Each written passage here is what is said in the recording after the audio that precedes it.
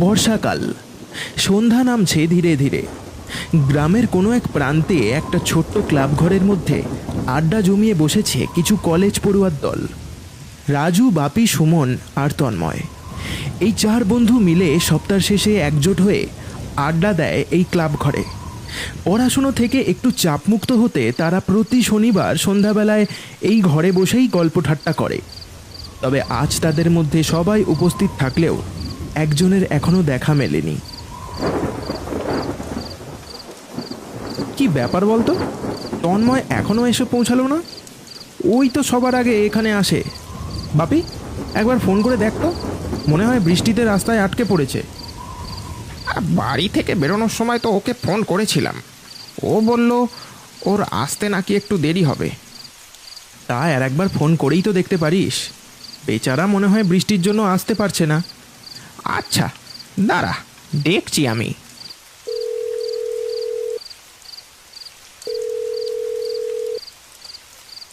বাপি প্রায় 2 থেকে 3 বার তন্ময়কে ফোন করলো, কিন্তু কোনোভাবেই কোনো উত্তর মিলল না। প্রতিবারই ফোনটা বেজে বেজে কেটে গেল। কিরে, কি হলো? না রে, অনেকবারই তো ফোন করলাম, কিন্তু কেউই ফোনটা তুললই না। আমার এবার কিন্তু চিন্তা হচ্ছে। আরে চিন্তা করিস না, ও ঠিক চলে আসবে। মনে হয় বাড়ি থেকে ফোন নিয়ে বেরোতে ভুলে গেছে। হঠাৎ আশেপাশে কোনো একটা গাছের মধ্যে কর কর করে জোরে একটা বাজ পড়ল। নিমেষে গাছটার মধ্যে আগুন ধরে গেল। গোটা এলাকার বিদ্যুৎ বিচ্ছিন্ন হয়ে গেল। চারিদিকটা ঢেকে গেল কালো অন্ধকারে।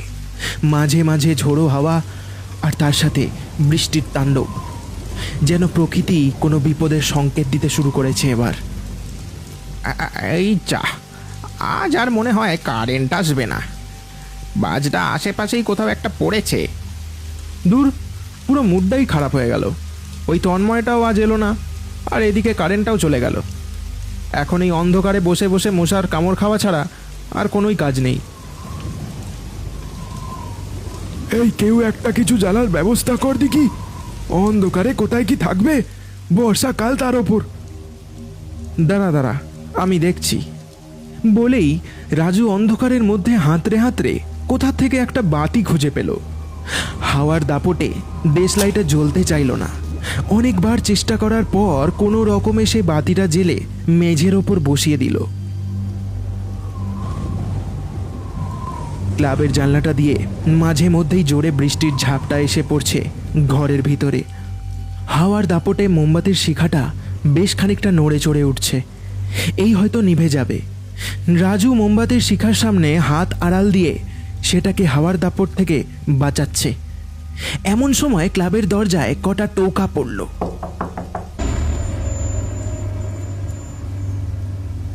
কে? তন্ময় এলি নাকি?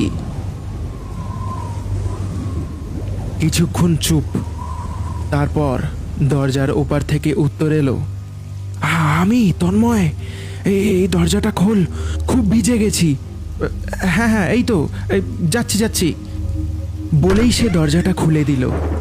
দেখল তন্ময় ভিজে একেবারে সপ করছে। অন্ধকারের চোটে মুখটা একটু আবছা দেখা যাচ্ছে। তখনও বাইরে বেশ ভালোই বৃষ্টি হয়ে চলেছে। কি অবস্থা, এই দেখো কাণ্ড। আয় আয়, ভিতরে আয়। রাজু তন্ময়কে ভিতরে ডেকে নিল। তারপর একটা গামছা তাকে মোছার জন্য দিল। থাক, এটা লাগবে না।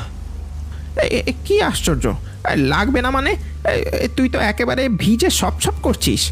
না মুছলে যে এবার ঠান্ডা লেগে জ্বর আসবে। তন্ময় আবারও কিছুক্ষণ চুপ করে থাকলো। কোনো উত্তর দিল না সে।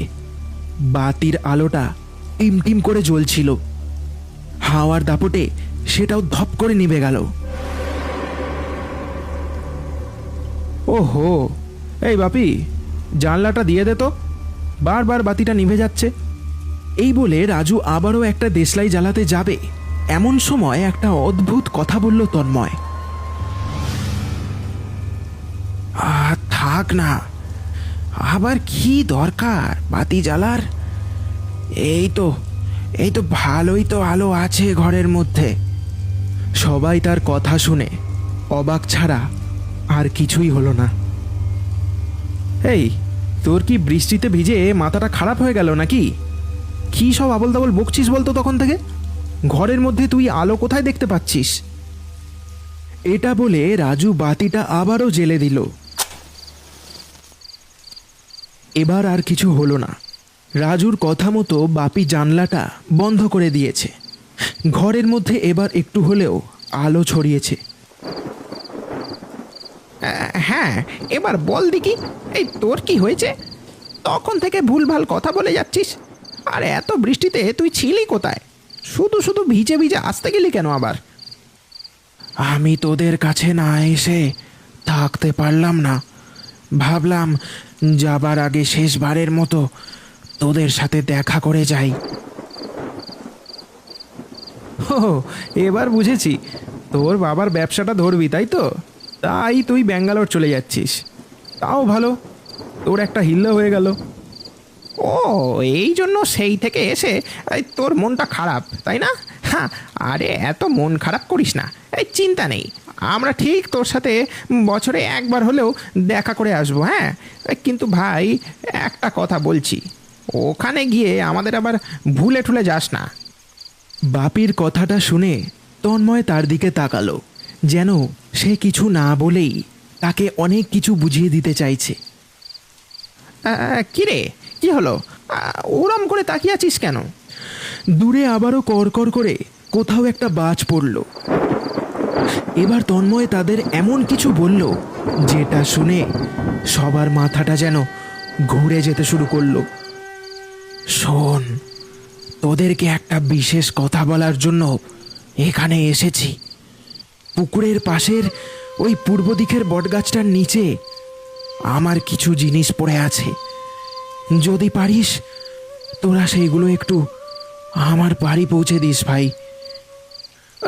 মানে কি বলছিস বলতো? কিছুই যে বুঝতে পারছি না আমি। রাজু কথাটা বলা মাত্রই তন্ময়ের মুখে একটা হাসি ফুটে উঠল।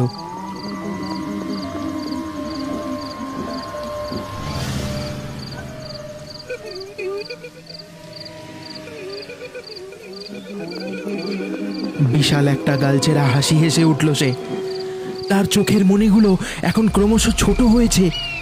তার শরীর দিয়ে কেমন যেন এক প্রকারের ধোঁয়া বেরিয়ে চলেছে।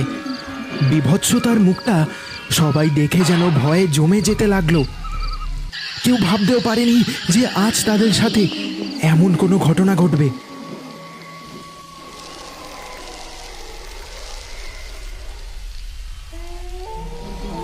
ওরে ওরে, তোরা ভয় পাসনি রে? আমি তোদের কাছেই আসছিলাম। রাস্তা দিয়ে আসার সময় বৃষ্টিটা খুব জোরে শুরু হলো। তাই আমি ওই বটগাছটার তলায় দাঁড়িয়ে বৃষ্টি থামার অপেক্ষা করছিলাম। কিন্তু কিন্তু হঠাৎই গাছটার মাথায় জোরে একটা বাজ পড়লো, আর আমার এই অবস্থা হলো। ওই গাছের নিচে এখনো আমার পোড়া শরীরটা পড়ে আছে যে। পারলে পারলে ওটা আমার বাড়ি পৌঁছে দিস। আমার এই শেষ অনুরোধটুকু রাখিস। আজকের পর থেকে তোদের সাথে আমার আর দেখা হবে না যে। আর হ্যাঁ, এই দুর্যোগে কোনোদিন তোরা বাড়ির বাইরে বেরোবি না, না হলে আমার মতো অবস্থা হবে তোদেরও। বাড়ি থেকে আমাকে বেরোতে বারণ করেছিল, কিন্তু কিন্তু আমি শুনিনি। বিদায় বন্ধুরা, এবার আমি চলি। বলেই তন্ময়ের ছায়ামূর্তিটা আস্তে আস্তে হাওয়ায় অদৃশ্য হয়ে গেল। তারপর কিভাবে যেন ঝপ করে কারেন্টটাও চলে এলো, যেন তন্ময় যেতে যেতে আলোটা ফিরিয়ে দিয়ে গেল। সবাই আর বেশিক্ষণ বসে থাকলো না। হুড়মুড় করে দৌড়ে সোজা গিয়ে দাঁড়ালো ওই বটগাছের নিচে।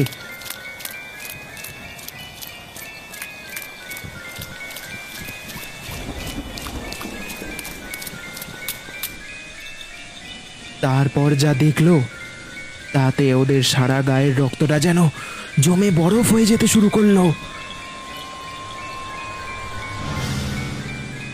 বিশাল বটগাছটা পুড়ে ছাই হয়ে গেছে, আর তন্ময়ের দেহটা বীভৎসভাবে পড়ে আছে গাছের নিচে।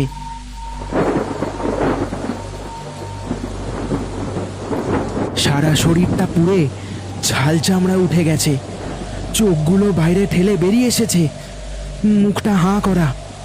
বেচারা মরার আগে খুব ভয় পেয়েছে। আমি ভাবতেই পারছি না তন্ময় আর আমাদের মধ্যে নেই। মরে গিয়েও ও আমাদের সাথে দেখা করতে এসেছিল, তবে ও যেতে যেতে একটা বড় শিক্ষা দিয়ে গেল আমাদের। আর যাই করো না কেন, প্রকৃতিকে কোনোদিনও অবহেলা করো না, না হলে প্রাণের ঝুঁকি হতে পারে। হ্যাঁ, একদম ঠিক কথা।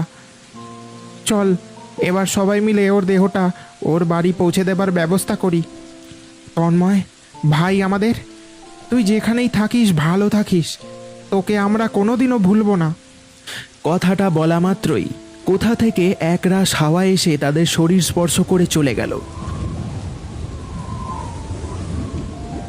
যেন তন্ময়ের আত্মা জানান দিল যে সে সব কিছু এখনো দেখছে। দূরের একটা গাছের আড়াল থেকে একটা মূর্তি তাদের দিকেই চেয়ে দাঁড়িয়েছিল। নিমেষে সেটাও হাওয়ায় মিলিয়ে গেল।